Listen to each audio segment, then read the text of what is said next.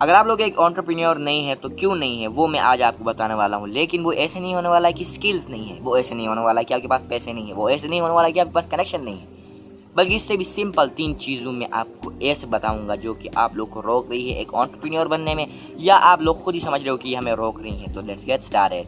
तो सबसे पहले आता है फियर ऑफ पब्लिक। तो फियर ऑफ पब्लिक से मुराद लोगों का खौफ। कैसा खौफ? कि अगर मैं फेल हो गया तो लोग क्या कहेंगे, अगर मैं फेल हो गया तो लोग क्या सोचेंगे, अगर मैं फेल हो गया तो लोग क्या कह के मुझे चिढ़ाएंगे। इन चीज़ों का हमें फिक्र रहती है, लेकिन हमें ये फिक्र नहीं रहती कि क्या हो अगर मैं सक्सेसफुल हो गया, क्या हो अगर मेरे पास पैसा आ गया। ये नहीं सोचते, बल्कि इसका अपोजिट सोच रहे हैं, क्या हो मैं फेल हो गया तो लोग क्या कहेंगे। भाई लोग कुछ नहीं कहेंगे, लोग सिर्फ आखिरी में आपके जनाज़े में कहने वाले इन्ना लिल्लाहि व इन्ना इलैहि राजिऊन, बस। इसके अलावा लोग कुछ भी नहीं कहते। मुझे खुद गारंटी, मैं आपको गारंटी देता हूँ, ये जो चीज़ें बता रहा हूँ ये मेरे साथ भी हुई हैं। मैं इस बात की गारंटी ले सकता हूँ कि लोग आपके बारे में कुछ नहीं सोच रहे, ठीक है ना, आपके बारे में बुरा सोच रहे हैं ना आपके बारे में अच्छा सोच रहे हैं। लोग अपनी ज़िंदगी जी रहे हैं, आप अपनी लाइन में हैं। आप लोगों को दूसरों को देख के ऐसा लगता है कि आपके बारे में ही सोच रहे हैं, लेकिन जबकि वो सोच ही नहीं रहे हैं। तो ये हमें एक बड़ा मसला है। लेकिन दूसरा जो मसला है वो इससे भी इम्पोर्टेंट है। अगर आप लोगों ने मिस किया तो फिर आप लोगों ने क्या जिया। तो दूसरा हमारे पास आता है fear of identity.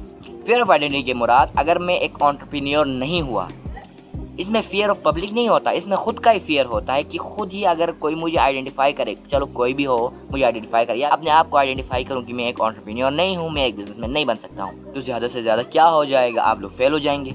No problem, 10 businesses fail करके बैठे हैं बहुत सारे लोग, जो 11वां इनका सक्सेसफुल हो जाता है। 20 बिजनेसेस फेल करके बैठे हैं।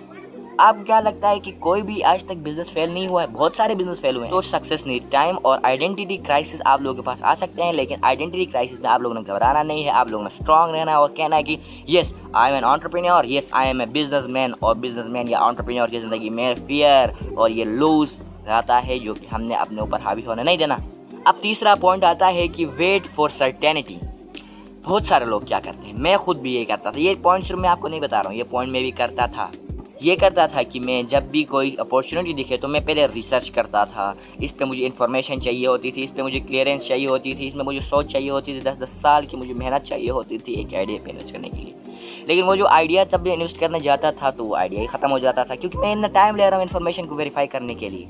बिजनेस का एक थंब रूल है कि अगर आप लोगों को लग रहा है कि इसमें प्रॉफिट है तो रिसर्च नहीं करो, जस्ट जंप इनटू इट। क्या क्या इसके अंदर मजीद अच्छा बनाया जा सकता है।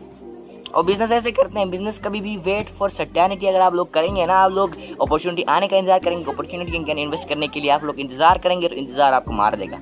और ये जो इंतजार है वो इन दोनों पॉइंट पे हावी है, क्योंकि इंतजार सबसे बड़ा मुजरिम है एंटरप्रेन्योर्स का। क्या आप लोगों ने इन तीनों में से कोई भी पॉइंट अपने अंदर नोटिस किया? मैंने तो किया, ये तीनों मेरे अंदर थे।